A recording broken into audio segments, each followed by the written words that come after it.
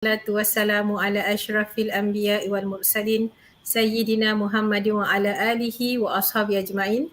Assalamualaikum warahmatullahi wabarakatuh. And a very good evening to IKIM Radio listeners. You are with me, Annie Zahura Abdul Aziz, your host for today's episode of Open Forum.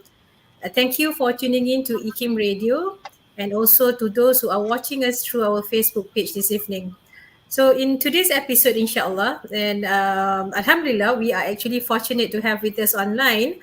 We have Prof. Dr. Noraida Endut, Professor at the Unit for Research on Women and Gender, or known as Kanita, University Science Malaysia.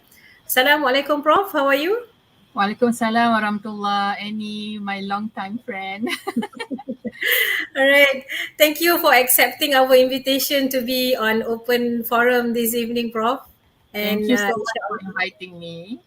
And inshallah, I think we'll have inshallah a good discussion on this topic, which I believe is very important. To raise awareness and also to make sure that people understand about the issue that we are going to talk about. So inshallah, today we are going to talk about the issue or the topic raising the status of Malaysian Muslim women, issues and challenges. But before I proceed further with the questions that we want to forward to you, I would just like to briefly introduce you to our fellow listeners. Yeah. So Prof. Dr. Noraida Endut is currently, as I've said, Professor at the Unit for Research on Women and Gender at the School of Social Sciences, University Science Malaysia. And Prof. Noraida obtained her PhD in Law and also Masters from School of Oriental and African Studies, University of London in United Kingdom. And she also has a law degree from the University of Sheffield. And your area of specialization, Prof, basically is on gender studies, law and development, Islamic family law in the modern context, international and human rights law, and law for social workers. And I've seen that you've done numerous research and also a lot of publication on gender issues and also on women's rights and so on.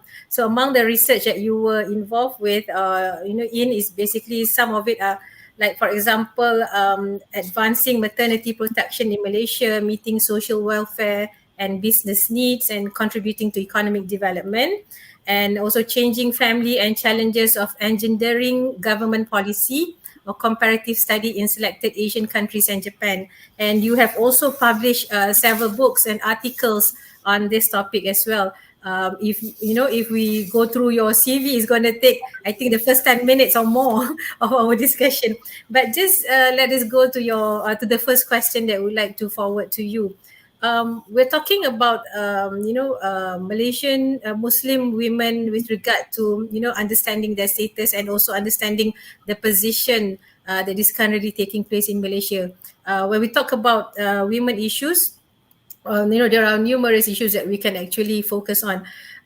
From your point of view, Prof, what is the current position of Muslim women in Malaysia? If you may share with our listeners, Prof. Bismillahirrahmanirrahim. Assalamualaikum warahmatullahi to all listeners, and especially I would like again to say thank you to IKIM as well as Puan Annie Zahura for kindly inviting me to this program. So I would like to first say about with regard to Puan Annie's question, the first question, I just would like to say that in the context of Malaysia, actually the position of Muslim women is not really much different from women of other faiths. Okay, so except because statistically wise, of course, Muslim women form the majority of women in Malaysia. Because simply because the population of Muslims are the majority, especially Malay Muslims are the majority in the country. But on the other hand, whatever affect women generally in Malaysia will affect Muslim women. So I think that is the premise of the discussion that we need to establish.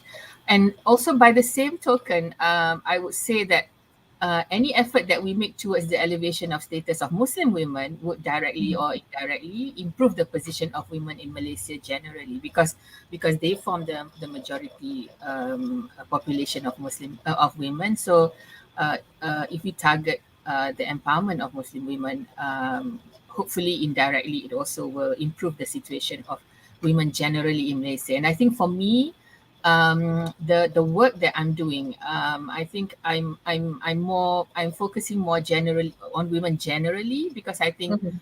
if you focus on women generally, you elevate the position, the status of all women, and that will be good for women of any background, of any faith. Yeah. I would just like to also share, like the earlier premise, to understand that in Malaysia, women make up 48.6% of the Mhm. total population. Okay, so Mhm. this is an estimation in 2021 by the Department of Statistics. So just to put things in perspective in terms of the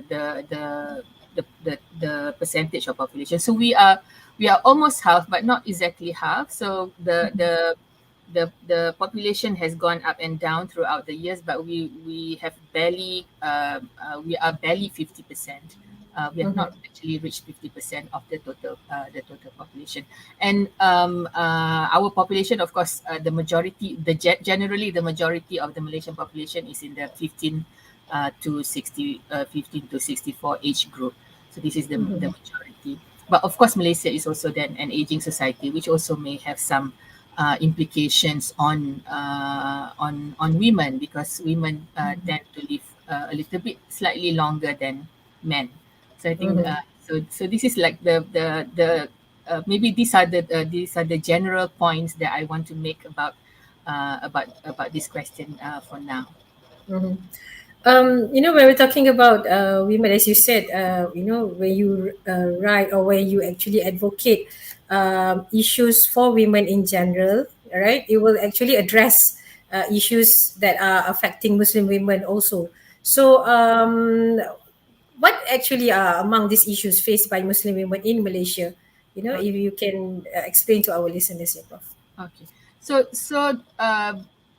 basically the general position of women in Malaysia in many areas. Okay, so in many areas of life, the general Mhm. position of women are still a little bit unequal, and compared to men. So we normally compare the position to the achievement, in terms of achievement, to men, but also Mhm. specifically where issues are related to women specifically, because people issues that are specifically related to women, there these are also areas where where improvements are still needed, Mhm. for women. So historically, actually, Malaysian women have been actively involved in all different aspects of nation building. So Yeah. education, economy, politics, social activism, work, entrepreneurship. So a whole spectrum of activities, a whole spectrum of life, women are equally involved in. But the issue is that their achievement still lag behind. So on general analysis, actually, this is not due to the lack of capabilities of women to achieve, uh, Mhm. to have achievements in these areas, but more because of the socio-political structures that we have, from basically time immemorial, and basically, going through the years. So some of these socio-political structures continue to hinder equal progress. So if we break down women's positions or women's achievement into at least four dimensions. So these are the four dimensions that are often measured. Okay, so these are Mhm. Yeah. often measured. So which is economy, politics, health, and education. Mhm. So these are only example of the four dimensions. So there are still many problems that are gender based. Okay, so it means that women fare badly in many of these dimensions because they are women, or because of the way that society treat women. So Mhm. and women has achieved in education. So we have at least two indices that we can refer to women's achievement in this area. One is the Global Gender Gap Index that is produced by the World Economic Forum every year since 2006. So every year, we can look at women's achievement all over the world, including Malaysia, by looking at the Global Gender Gap Index. But Malaysia also keep its own its own gender gap index, the Malaysian Gender Gap Index, or MGGI, which is normally produced or published by the Department of Statistics. Okay, so in terms of ranking, there are currently there are 156 countries in the world that are being ranked. Okay, for Global Gender Gap Index. So Malaysia, unfortunately, is in the last few years, Malaysia has gone down in the rank, which means that the rank number has gone up. Basically, we were 104 last year, and this year, in 2020, and this year the 2021 figure is 112 out of 156 countries. So we were really almost at the bottom. Yeah. So and of course, sadly, I have to make an aside comment. So many of the countries at the bottom are also Muslim countries. So so this also some. I mean, this should trigger some Concern. yeah, some concern on for the Muslim community. Although of course, you may argue that whether the measures actually reflect, but I think the sense of basically, if you look at the index, particularly, there's nothing objectionable in terms of from the perspective of a Muslim myself. I don't see anything that is objectionable in terms of the measurement, but if you look at justice in Islam, for example, I think most of the things that are being measured are actually something that is something that we also should aspire to as Muslims in terms of our own principles for justice. So so we fare badly, especially in economic participation and opportunity, and in political empowerment, because we are now at 104 out of 156 for economic empowerment and 128 for political empowerment. So which is it's a position that does not look very good for us. So although these are just numbers, but also so we do need to look at it in reality. So what's going on? So for education, we have achieved. So we once you give equal access to education to women, they are doing quite well. So so women are in universities. About 65% women are in universities. Of course, Yeah. um, you know, uh, including, of course, is including Muslim women. But so we are doing quite well, and I think in terms of achievement in the universities, although we have the numbers, but we also have the quality for women. So women in universities also tend to be the ones who are scoring in their studies. So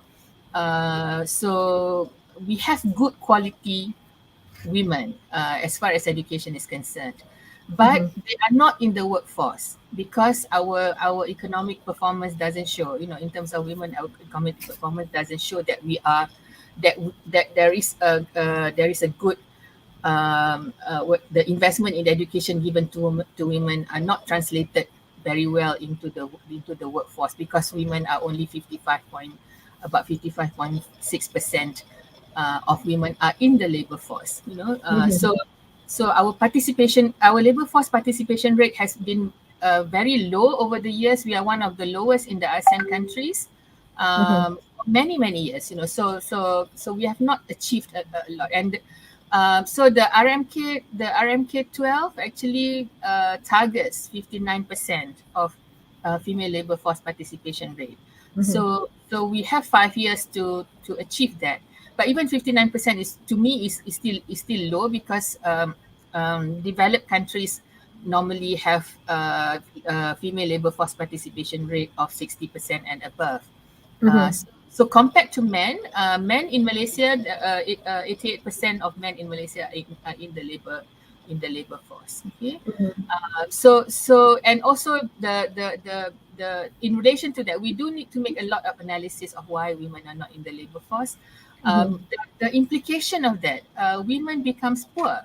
Okay, so Yeah. there's a direct implication on the wealth of women. So Mm-hmm. if our so there is a feminization, what we call a feminization of poverty. So the label of poverty has we can directly relate women to being poor. So because women are not in the labor force, they are mostly, perhaps, even if they are earning, they are in the informal sector, which may not be captured in the labor force participation. So so these are some of the issues that we do need to think about in terms of the challenges, the position. But of course, one of the other things that I want to also highlight is the experiences. So we talk about work and education more in the context of the public sphere. So of course, our life is a spectrum of public and private. So it's not simply, it's not really exactly binary, in the sense that public, we are only concerned about public life or about private life. So but the public and private are actually quite interrelated. So in the private life, on the other hand, women are facing issues like family issues, marriage issues. So these are some of the things that we can see from different research, and also from different data collected by non-governmental organizations, by civil society organizations that are helping women. And we also, one of the issues related to marriage, for example, include violence against women. So I Yeah. just want to highlight a little bit that this, starting from yesterday, so 25th of 25th, starting from the 25th of November Mm-hmm. uh, till the 10th of December. Basically, these are the 16 days that are designated as 16 days of activism against violence against women or gender-based violence. So I think it's quite apt for us to talk about this today. So because the experiences of violence against women are quite real for many women, Yeah. either in the public sphere, either in the private sphere. So women experience, domestic violence or intimate partner violence, and also in the public sphere, where women experience things like sexual harassment, rape. In both the public and private sphere, women experience rape, and there are also newly identified forms of violence, which is the technology facilitated violence, where violence occur through use of technologies such as social media and so on. So I think some of the issues, and I think the family issues, for example, the issue with regard to marriage, for example, uh, is also exacerbated by some limitations in the ability of the structure, the Sharia legal structure, for example, to offer services, to offer basically effective services for women. So I think we do need to accept this kind of limitations and do something about it, because the issue is really about, if you want to look at the main difference between Muslim women and women of other faiths in Malaysia, is that for marriage and divorce issue, and for some family issues, Muslim women are treated under a separate system compared to the non-Muslim women, or women of other faiths. It doesn't necessarily mean that they don't that women of other faith don't face similar issues in that system, but because the system for Muslim is further broken down into state level, there are also other exacerbating issues that has not allowed the system to provide a satisfactory justice for women in that context. And this is being written and being debated and so on quite widely in terms of the problems that we have in the Sharia legal subsystem. Interestingly, Prof, you've mentioned about some of the issues of concern for women, not just in Malaysia. It's actually a global issues for women. You've mentioned about how the issue of violence against women. I think, as you have said, the 16 days of activism is very important for the society to be aware of this. In terms of understanding the types of violence against women and so on, because when we talk about violence, it's not just about physical violence, it's Yeah. actually other forms of violence. You've mentioned about how technology is also another form of or avenue where actually violence is being inflicted against women. You've also mentioned about how the increase of feminization of poverty. As you know, COVID actually brings the reality with regard to poverty, and we see the increasing number of female lead household who are very affected by the COVID, especially. So when you talk about all these issues, Prof, how what are the actually challenges, and also what can we do to make Muslim women more empowered in terms of what they can actually do to help them? Okay. I think the first thing, I mean, the first challenge for doing any for creating any change, in this situation, because what we want is actually a change, so a change from a situation of from a situation of discrimination, from a situation of injustices into Mm-hmm. something that is that is fair and just. Mm-hmm. The most important thing to do first is really to the challenge for many of us, I think, is for people to accept Mm-hmm. the importance of what we call substantive gender equality. Yeah. Because I think many of us, especially, I think I can safely say within the Muslim community, especially when we talk about gender equality, this is sometimes a very controversial issue, because the issue is really because we have not sat down and really discussed the meaning of equality. Okay. Mm-hmm. Yeah. So what I'm talking about is really the importance of what we call substantive equality.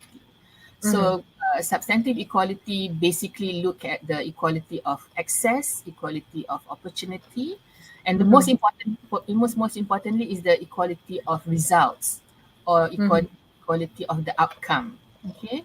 Yeah. So these opportunities and access may be given differently because of certain considerations about women's biology, for example, but the Mm-hmm. outcome must be the same. So, for Mm-hmm. example, if you are saying that um, the outcome is that so that women can work on, just as well as men, because if we are going to invest in nation building, we're going to invest in education of women, and we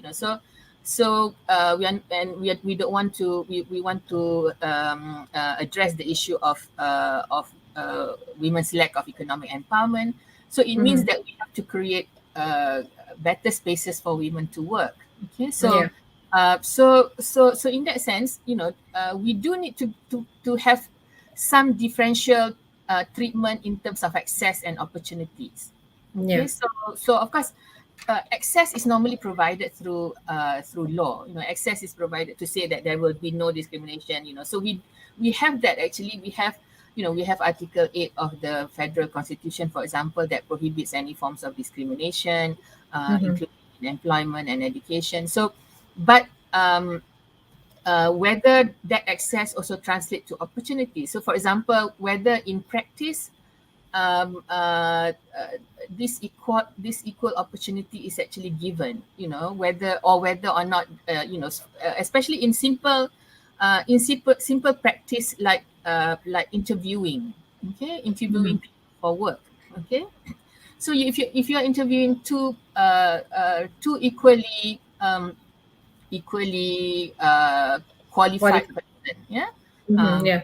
formal qualification, one of the things that I noticed, I mean, even in my own work, and sometimes I also sat in a, I have been in a position where I have to make decisions about candidates for work. So Mhm. the interviewers, in many circumstances, interviewers ask questions like, for women they would ask question whether a woman is married or a woman have children, because Mhm. this will inform their decision. So they will feel that, women will be will be ill equipped to work for Mhm. that particular position, for promotion, for example, Mhm. uh, if they are being, if they have the burden of family and children.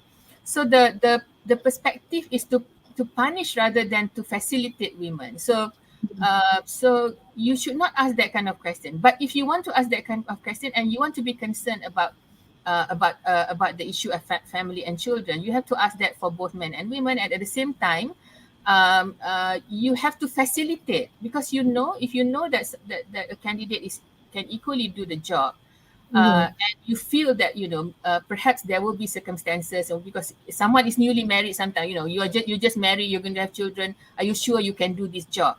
Okay, so the Mhm. Women's Aid organization actually did a study last year about interviews, the kind of question so women do get this kind of question. They got asked Mhm. about about their children, but this is not so for men. So what we need to do is really, that women actually need to work during their reproductive age. Yeah. So women's productive age and reproductive age are actually coincide. Yeah. So their working age and their building a family age actually coincide. So we have to take this into account. We should not separate work from family. Uh, Mhm. so, Yes. so workplace should have family-friendly policies about Mhm. workplace, which will facilitate, you should have better maternity protection, Yeah. you should have better postnatal protection, prenatal protection, postnatal protection, um, Mhm. and basically also thinking about the family, basically facilitate family, including Yeah. facilitating man's contribution to the family. If Mhm. simple little things like, for example, after a woman have give birth to a baby, after maternity leave, there will always there will be baby checkups at the clinic and so on that she has to go to. So one, you have to allow this. You have to allow for women to be able to take their babies to the clinic for the required checkup. And you have to allow it in a way that you don't Mhm. Yes. penalize women's opportunities to move forward in their work. At the Mhm. same time, if there are, I mean, at the same time, we should encourage fathers to be involved in this. That means fathers should also be allowed time off without penalty for actually taking the baby to the clinic or the hospital, taking the mother and the baby to the clinic and hospital. So I know at the moment much of the practice is really on a discretionary basis, not on a Yeah. regulatory basis. So I think that's those are the challenges. Whether we want, we should accept the importance of and the importance of gender equality, substantive gender equality is really really important to the community, to Mhm. the society, because when you have this, um, at organizational level, for example, there are many studies to show that if you if you give due deference to the issue that women face, women will become more productive and it contributes back to the organization. Okay, so I think Mhm. by the same token, generally in the society, in the community, we also need to think about how we can do this. Mhm. Right, Prof. Actually, there are so many things that we can and we would like to discuss with you. With regard to this, we want to talk about how women can be empowered, how can actually government help this process of empowerment, and what are the roles of religious leaders. So, but for this first part of our discussion, Prof, I think maybe as a conclusion that you like to share with our listeners, and so what is actually that we're talking about Muslim women in Malaysia, what should we be focusing on, and as so that the listeners would actually understand this issue better. So I think one of the things that I feel that, to create any kind of change, one of the maybe I will just hone in on the context of leadership for Muslim Mm-hmm. women. So I think it's very Mm-hmm. very important for there to be champions for Muslim women amongst Muslim women, Yeah. and we need to create champions amongst Muslim women who are not just concerned particularly about women issues, but of course they need to be concerned about women issues, but Mm-hmm. also generally, because we know we have a lot of women who are very very intelligent, very clever, who Mm-hmm. can have this position. So I think it's very important for the Muslim community to really um, um, uh, basically to really put forward more women leaders Mm-hmm. who can create change, Mm-hmm. who because it's important for both, for women to have the perspective and the decision making power in society in order to improve the situation. And so I think this is one of the first steps that we need to look at, and we're not doing very well already in terms of leadership, in terms of I mean, it doesn't matter whether it's political leadership, so leadership at different levels. So these are one of the perhaps one of the important steps to uh, to to do, or to strategize about, creating more leaders amongst Muslim women, who will understand issues widely, and able to articulate, able to consult, able to resolve problems that are facing, especially problems that are faced by Muslim women, but also problem that are faced by the society generally. And I think I am confident that there are many many women who are capable of doing this. We just need to make sure that they are put at the forefront. Yeah. All right. I think what you have shared, with regard to this issue is very, very much important. And I believe that there are so many other things that we can actually, focus on in our discussion, inshallah. So with that, Prof, I would like to thank again Dr. Noraida for being with us today. Thank you to my producer, Haja Mazina Ismail, and also to our digital technology team who are helping us with this in the studio. To our fellow listeners on Radio and IKIM Radio, do tune in to Open Forum next week. Stay safe and may Allah Subhanahu Wa Taala protect us always, inshallah. With that, Assalamualaikum warahmatullahi taala wabarakatuh. Thank you again, Prof.